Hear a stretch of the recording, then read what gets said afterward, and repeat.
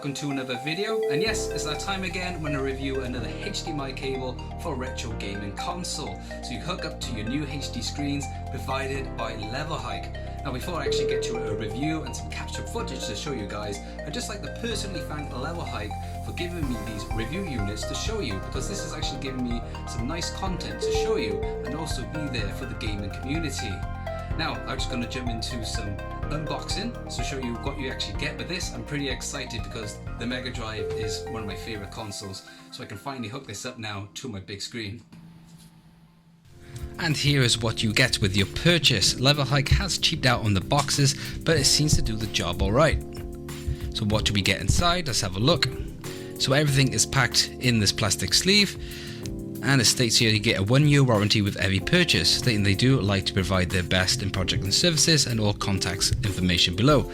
So altogether we get a Model 1 to Model 2 adapter, we get micro USB, the converter box itself, and a HDMI. And here is a look at the converter box itself. So it's much like LevelHike's other projects, so a bit of plasticky, bit cheap feeling, but it does the job alright. That's your 4x3x16x9 switch. I'll show you later on what that looks like. And then you got your micro USB power there, and that there is your Model 2 connector.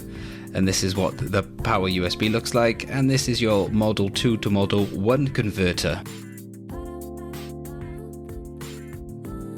So to set this up, you do have to sync in the arrows together. I did find a bit of a struggle because they didn't seem to click properly, but after a bit of a strain, they seem to work just absolutely fine. But it is a bit of a struggle to actually set them up. So now that's all ready to go, and then you just plug in your micro USB power, just like that. And that's all ready to go. You just gotta chuck in your HDMI cable. So you have to unplug this now to get this into your Model 2. So you got your arrow indicated there, and that just slots into the very top.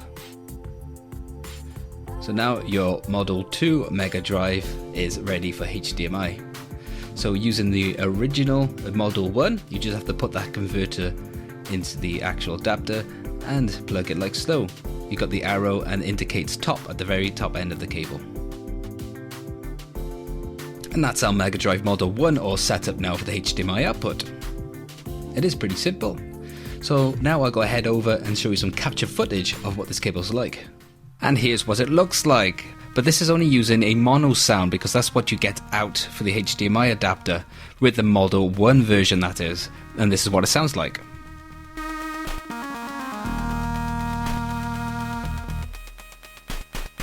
To set this up to stereo, simply just get a jack converted to 2 auxiliary left and out channel, and you plug that into a stereo system, and this is what it sounds like then with stereo output.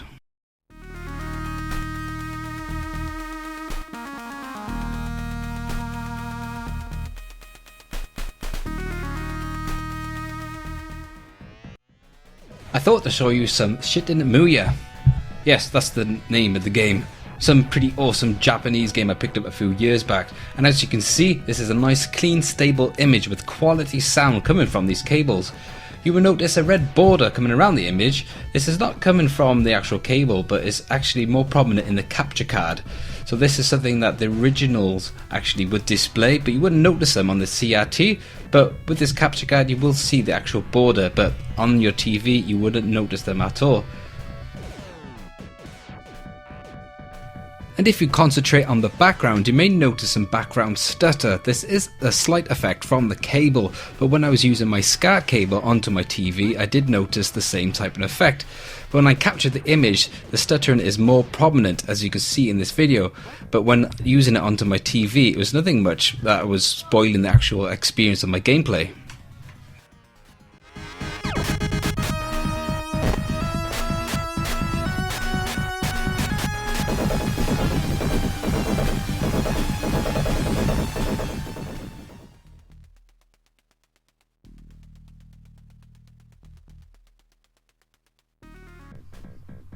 Here's an example of the 16x9 by 4x3. So this is stretched to 16x9 when you toggle the switch. So it starts to fill the entire screen full of the gameplay picture. And this is back to 4x3. And this is back to 16 by 9. So a lot of people do prefer to fill this screen with the entire gameplay, but for me personally, I decided to keep it 4:3. Now I will show you a comparison with the original composite cables on the left, which is the original yellow, white and red that we always used to use, and on the right is the HDMI cable provided by LevelHike.